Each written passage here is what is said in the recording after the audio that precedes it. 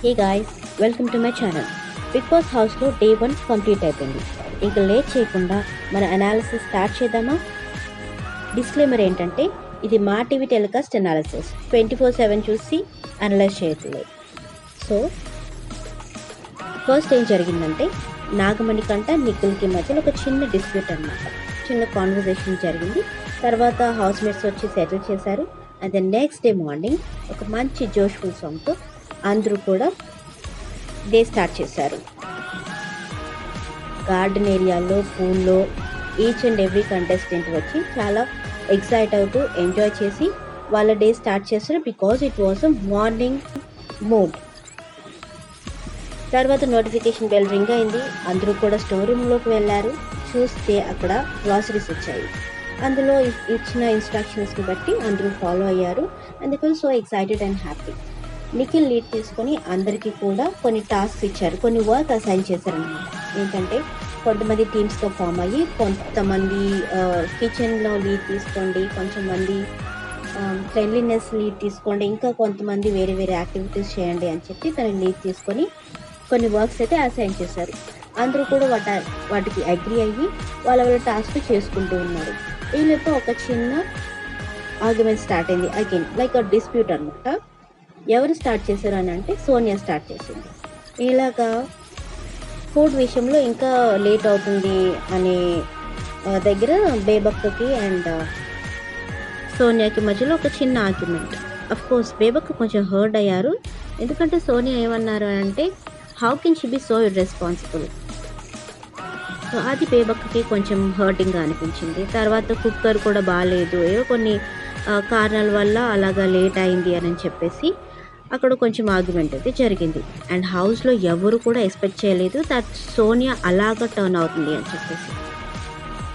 తర్వాత కొంచెం సేపటికి అందరూ సెటిల్ అయిపోయారు, కొంచెం చిల్ అవుతూ ఉన్నారు. అండ్ బేబక్క కూడా కొంతమంది సపోర్ట్ చేశారు అక్కడ, కొంతమంది ఇక్కడ కిచెన్ వైపు వచ్చారు. అండ్ ఇది ఇలా జరుగుతూ ఉంది. ఆఫ్టర్ దిస్ థింగ్ ఇది అయిపోయిన తర్వాత ఒక చిన్న ఫన్ గేమ్ అనేది ఆడుకున్నారు. ఎవరంటే హౌస్ మేట్స్ అందరూ కలిసి వాళ్ళకి ఇచ్చిన గ్రాసరీస్లో ఫ్రూట్స్ ఆరెంజ్ తీసుకుని అలా బాల్ తోటి ఆడినట్టుగా ఆడుతూ ఉన్నారు. అండ్ అక్కడ అది కూడా తనకి నచ్చలేదు. ఎవరికి? సోనియాకి నచ్చలేదు. నేను డిస్క్లైమర్లో ముందే చెప్పానండి, మా టీవీలో ఏదైతే టెలికాస్ట్ అయిందో దాన్ని బట్టి మనం అనాలిసిస్ చేస్తున్నాం ఇక్కడ, అంతే. సో 24/7 చూసి అయితే కాదు. బికాస్ రేపు ఓటింగ్ కూడా మా టీవీని చూసి డిసైడ్ చేస్తారు. సో అలాగా ఆర్గ్యుమెంట్ జరిగింది. శేఖర్ భాషకి అండ్ సోనియాకి మధ్యలో ఒక హీటెడ్ కాన్వర్సేషన్ జరిగింది. చెప్పాలంటే అది చాలా సిల్లీ. మనం కూడా ఇంట్లో ఒక టొమాటో తోటో యాపిల్ తోటో ఇలాగ ఆడుకుంటూనే ఉంటాం. That doesn't mean you disrespect food అనమాట. సో మేబీ ఈ పాయింట్స్ అన్నీ కూడా రేపు నామినేషన్లో వాళ్ళు హైలైట్ చేయడానికే ఉంటాయని నేను అనుకుంటున్నాను. మీరేమనుకుంటారో కమెంట్ చేయండి. మెంటల్గా మీరు ఎంత స్ట్రాంగ్ ఉన్నారో అనేది కూడా ఇక్కడ ఇట్ మ్యాటర్స్ అండి. ఎందుకంటే రేపు ఓటింగ్ కూడా ఉంటుంది కదా నామినేషన్స్లో. అవి జరగకుండా ఉంటే you have to be very good to everyone. తర్వాత బిగ్ బాస్ గేమ్స్ కండక్ట్ చేశారు. 3 గేమ్స్ కండక్ట్ చేశారండి.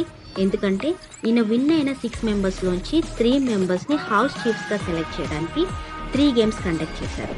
అందులో ఫస్ట్ గేమ్ వచ్చేసి ఫ్లెక్సిబిలిటీ టెస్ట్, అంటే ఫిజికల్గా మీరు ఎంత ఫ్లెక్సిబుల్గా ఉన్నారు అనేది చూడటానికి ఈ రోప్ గేమ్ని కండక్ట్ చేశారు.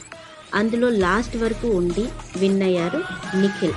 అఫ్కోర్స్ నైనిక కూడా ట్రై చేశారు లాస్ట్ వరకు ఉండడానికి, బట్ షీ కుడెంట్. ఏదేమైనా కూడా నిఖిల్ ఫస్ట్ రౌండ్ విన్ అయ్యి హౌస్కి ఫస్ట్ చీఫ్గా సెలెక్ట్ అయ్యారు. తర్వాత గేమ్లో నైనిక విన్ అయ్యారనమాట. చాలా బాగా ఆడారు. అండ్ అఫ్కోర్స్ ఫస్ట్ రౌండ్లో కూడా లాస్ట్ వరకు వెళ్ళారు. బట్ ఓకే, సెకండ్ రౌండ్లో అయినా తను విన్ అయ్యారు. ఇది కూడా how physically fit you are దాన్ని బట్టి డిపెండ్ అయింది ఈ టాస్క్ కూడా. అండ్ వీళ్ళిద్దరూ చీఫ్స్ కలిసి థర్డ్ చీఫ్ని యునానిమస్గా సెలెక్ట్ చేయాల్సి ఉంటుంది. వీళ్ళిద్దరూ కలిసి యష్మి గౌడని సెలెక్ట్ చేశారు. అక్కడ కూడా ఒక ఆర్గ్యుమెంట్ స్టార్ట్ చేసింది సోనియా. ఇక్కడ కూడా ఒక ఇర్రెస్పాన్సిబుల్ టాపికే వచ్చింది. బట్ చూద్దాం అది నామినేషన్స్లో ఎలాగ హైలైట్ అవుతుంది ఇర్రెస్పాన్సిబుల్ అనే వర్డ్. సో ఇప్పటి వరకు బిగ్ బాస్లో ఫిజికల్ టాస్క్లే జరిగాయండి. మెంటల్లీ ఎంత స్మార్టో ఆ టాస్క్లు జరగాల్సి ఉంది. అండ్ ఇప్పటి వరకు అందులో ఎక్కువగా పార్టిసిపేట్ చేయని వాళ్ళు, విన్ అవని వాళ్ళు తర్వాత ఏమన్నా పార్టిసిపేట్ చేసి యాక్టివ్ అవుతారో లేదో చూడాలి. So Bigg Boss is all about your all round fitness అనమాట. అని నేను అనుకుంటున్నాను. మీరేమనుకుంటున్నారో కమెంట్ చేయండి.